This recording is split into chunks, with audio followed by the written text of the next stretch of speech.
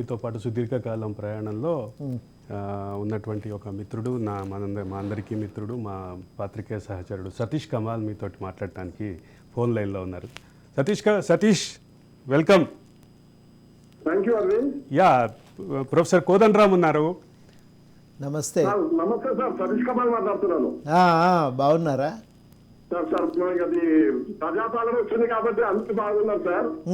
అయితే ఇప్పుడు ఒక ప్రమాదము అంటే లోక్సభ ఎన్నికల రూపంలో ఇంకో ప్రమాదము, ఇంకొక అవకాశము మా నియంత్రకు వస్తుందేమో అనే ఒక భయం తెలంగాణ సమాజంలో ఉంది సార్. ఉన్నది. ఇప్పుడు అంటే నేను మీ ముందు అంటే ఒక సొల్యూషన్ గురించి నేను మాట్లాడుతున్నాను.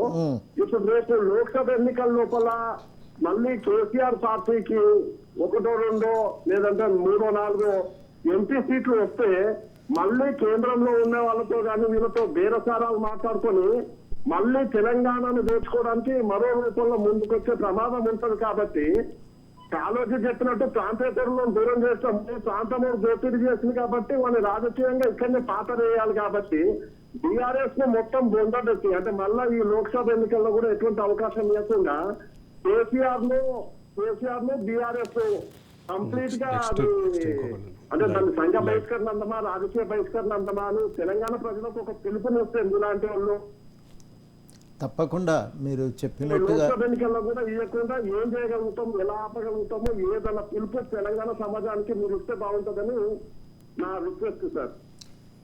తప్పకుండా మీరు చెప్పినది అందరి మనసులో ఉంది. చాలా సీరియస్గానే పార్లమెంట్ ఎన్నికలకు తయారీలో ఉండాలి. ఈ ఎన్నికల్లో కూడా మనం గెలుపు సాధించడం చాలా కీలకం అనే అభిప్రాయం అందరిలో ఉంది. రాజకీయంగా ఈసారి గెలవగలిగితేనే నిలదొక్కోగలుగుతాను, లేకపోతే రాజకీయంగా చాలా ఇబ్బందులు ఎదుర్కోవాల్సి వస్తుందని. ప్రతిఘాతక శక్తులకు, కొంత ప్రజాస్వామిక శక్తులకు మధ్య తీవ్రమైనటువంటి ఘర్షణే తలెత్తుతుంది. దాన్ని దృష్టిలో పెట్టుకొని పార్లమెంట్ ఎన్నికలను చాలా సీరియస్గా తీసుకోవాల్సి ఉంటుంది.